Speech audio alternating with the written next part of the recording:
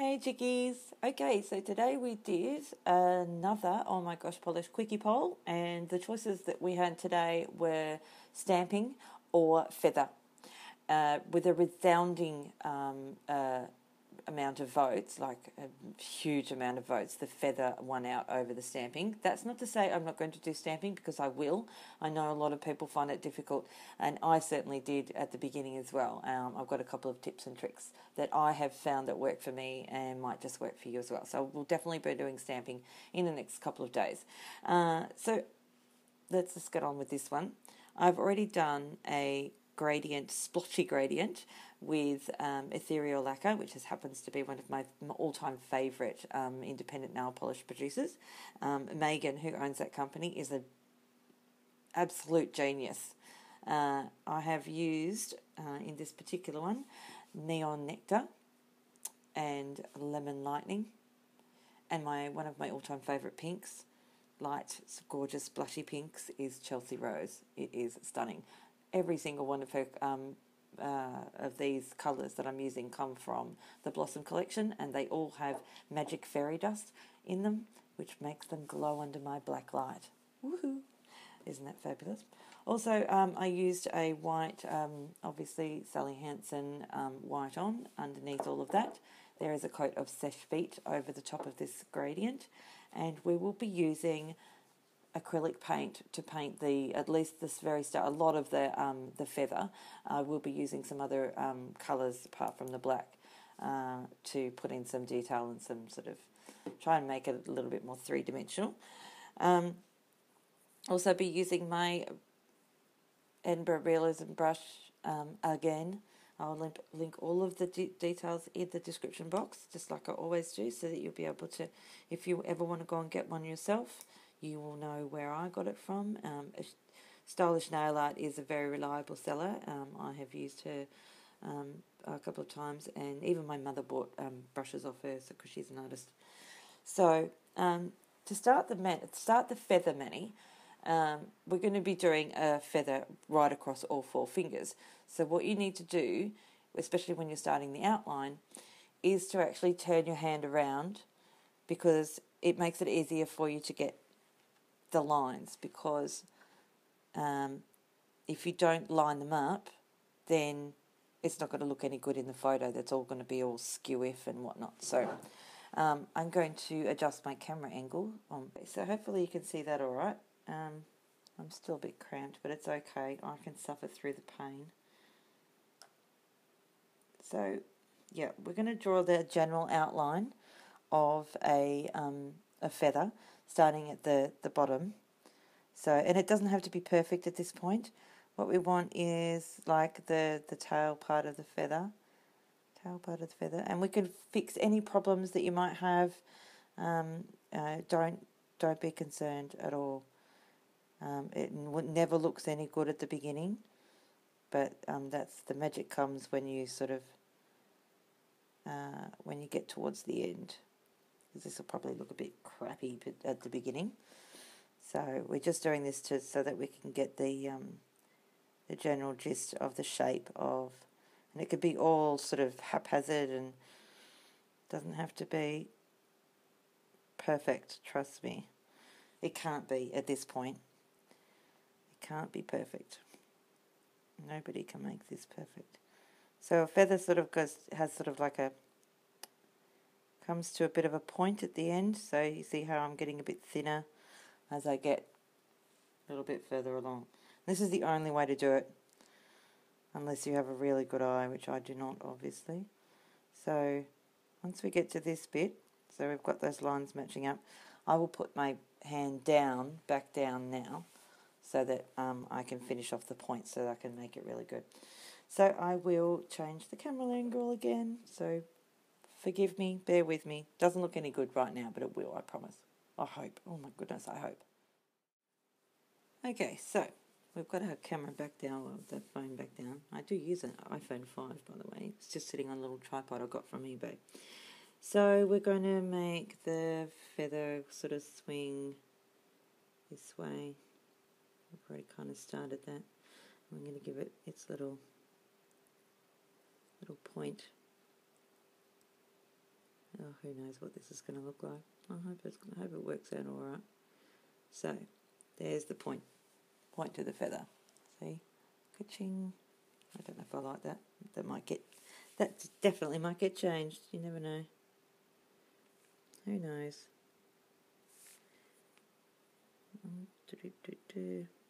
Anyway, that kind of stuff can be sorted out later. I'll end up, after all of that, the poll and everything like that, I might end up doing a really crap job and nobody will ever want to vote in one of my polls again. So I'm just fixing these lines that, okay, like that.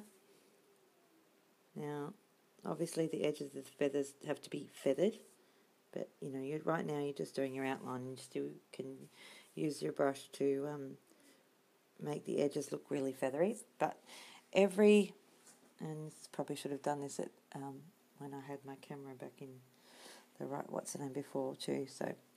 So every feather has a spine. So you're going to put a black line, and you don't want to make this perfect. You definitely don't want to make this perfect, but you want the spine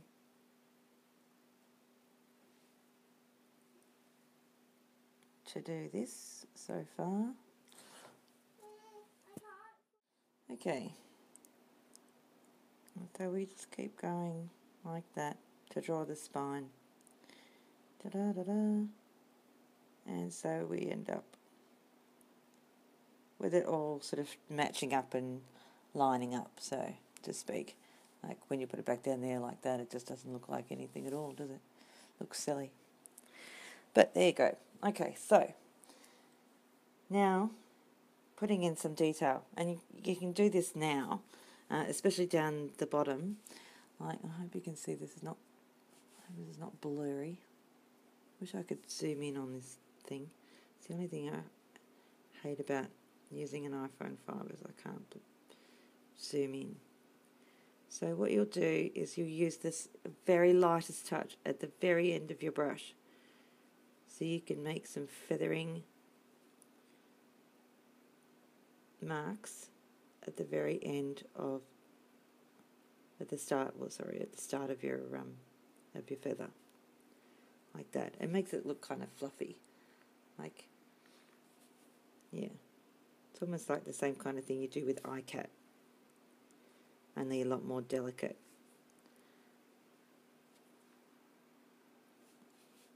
Ta-da. And this is just this very start of this. It's going to take a little while. So, and I'm just talking through this bit so I can just, so you can sort of get a general gist of it.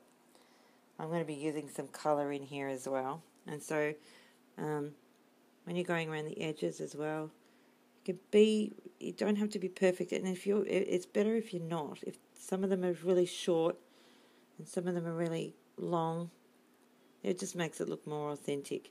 And you go across that line that you've already done. And you keep building it up, but it has to be oh so very light, your strokes. And don't worry about too much. If you get too heavy-handed, you can always go back over it with lighter strokes. It just means you'll have a more sort of concentrated feathering in a couple of spaces, and that's fine too, so to speak. Like that, see? Does that look feathery to you? Yeah, that looks feathery. And we'll actually move in, with the colours, we'll move in from, you can actually put some of these strokes inside, coming off the spine. And it actually looks quite good, because when we put the colours in, you'll still be able to see the black through the colours, because we won't do the colours so opaque, and you'll be able to see bits of the gradient underneath.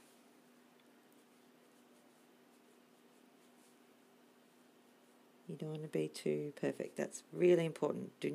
This is not a perfect, yeah. And you just keep building it up, keep putting your lines in until you like what you see. Like, it still looks no good right now, but it will.